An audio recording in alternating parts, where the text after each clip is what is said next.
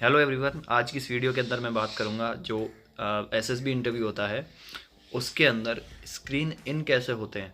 मैंने first attempt में बिना किसी प्रिपरेशन के स्क्रीन इन गया, लेकिन मैं कॉन्फिडेंस आउट रहा। चीज़ और क्लियर कर दूं कि मैंने एएफएसपी जो दिया था वो सिर्फ और सिर्फ एक्सपीरियंस के लिए दिया था। मैं अपना जो भी एक्सपीरियंस शेयर करूँगा वो इस तरीके से करूँगा कि यदि आप स्क्रीन इन होना चाहते हो, क्योंकि स्क्रीन आउट काफ़ी बच्चे हो जाते हैं, लगभग आधे बच्चे स्क्रीन आउट हो जाते हैं। तो यदि आप बिगिनर हो और स्क्रीन इन होना चाहते हो तो कौन कौन सी चीज़ों पर आपको ध्यान देना चाहिए, तो वो इस वीडियो के अंदर मैं बताऊंगा। देखिए, स्क्रीन इन होने के लिए जो सिंपल सी बात है वो ये है आपका कॉन्फिडेंस। सबसे पहले होता है ओआईआर, उसके बाद होता है पीपीडीटी।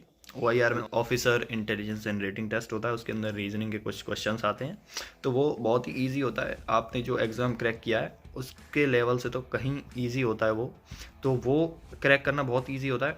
उसके बाद आता है पीपीडीटी। स्क्रीन इन का जो प्रॉपर जो बेस है वो है पीपीडीटी। यदि आपने पीपीडीटी में इफेक्टिव लिखा और आपने जो भी बोला है वो एक इफेक्टिव तरीके से बोला है तो आपका स्क्रीन इन होना श्योर है। मैं अपनी बात करूं तो पीपीडीटी ओआईआर हुआ सबसे पहले, उसके बाद पीपीडीटी हुआ।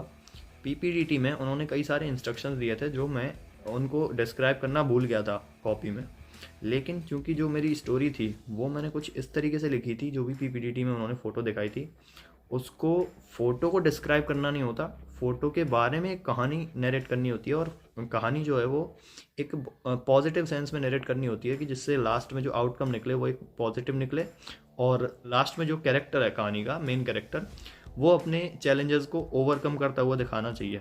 तो इस तरीके से आपको पीपीडीटी की अपनी स्टोरी लिखनी है। उसके बाद नेक्स्ट और मेन पॉइंट की बात करूँ वो है पीपीडीटी का discussion, group discussion of PPDT. तो हम लोग 8 जने थे, 8 जनों का ग्रुप था। हमारे में से 4 कैंडिडेट सेलेक्ट हुए और 4 बाहर हो गए स्क्रीन इन के टाइम पर। और उसका रीज़न केवल और केवल आपके बोलने का तरीका था।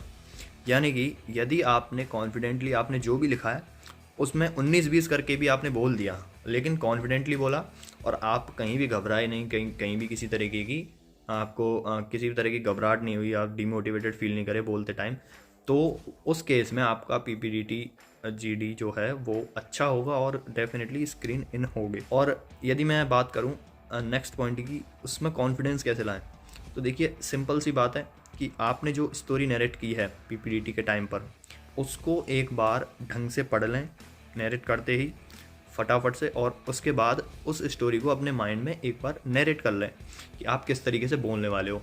उतना तो टाइम आपको मिलेगा ही, जब आप ऑडिटोरियम से निकल करके और अपने जीटी रूम्स तक जाते हो तो इतना टाइम मिलता है। उस टाइम पे आपको अपनी स्टोरी नरेट करके देखनी है कि बीच में बोलते टाइम आपको पता रहे कि आप क्या बोलने वाले हो, ठीक है। और दूसरी बात ये कि आपको किसी भी तरीके के और थॉट्स दिमाग में नहीं लाने कि आपका सिलेक्शन होगा या नहीं होगा इस तरीके से, क्योंकि ये काफ़ी डिमोटिवेटिंग थॉट्स होते हैं और कई बार हम नेगेटिव एस्पेक्ट्स की तरफ देख करके अपने प्रेजेंट को ख़राब कर लेते हैं।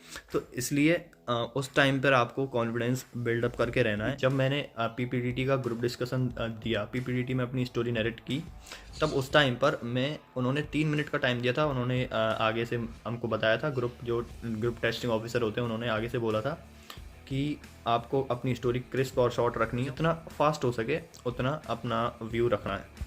तो मैंने क्या किया था, मैंने अपनी स्टोरी थोड़ी सी लंबी खींच दी और उसके कारण ग्रुप टेस्टिंग ऑफिसर जो था, हम 8 में से अकेला मैं बंदा था जिसको ग्रुप टेस्टिंग ऑफिसर ने चुप करा था।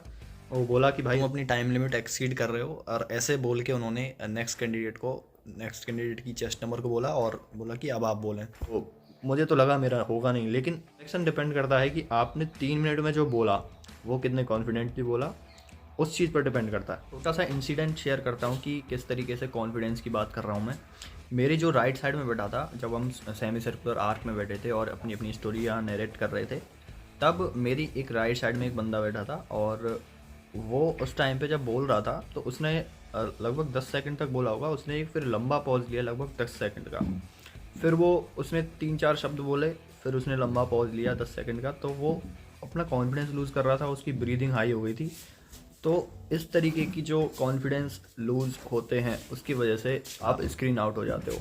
तो इन छोटी छोटी चीज़ों का ध्यान रखना है। और एंड ऑफ द वीडियो एक कंक्लूजन के तौर पर मैं कहूँ, स्टोरी लिखना एक पॉजिटिव मैनर में और स्टोरी को एक पॉजिटिव मैनर में प्रेजेंट करना, नरेट करके बोल के जीटीओ के सामने, तो ये सारी चीज़ें मिल करके आपको स्क्रीन इन 100% दिलाएंगी। तो फिलहाल वीडियो में इतना ही, और आई होप कि आपको समझ में आ गई होगी कि स्क्रीन इन कैसे होते हैं कैसे नहीं होते हैं, थोड़ा बहुत आइडिया लगा होगा। और आपको यदि एक्सपीरियंस देखना है तो मैंने एक और वीडियो डाली हुई है, उसकी लिंक मैं शेयर कर दूँगा।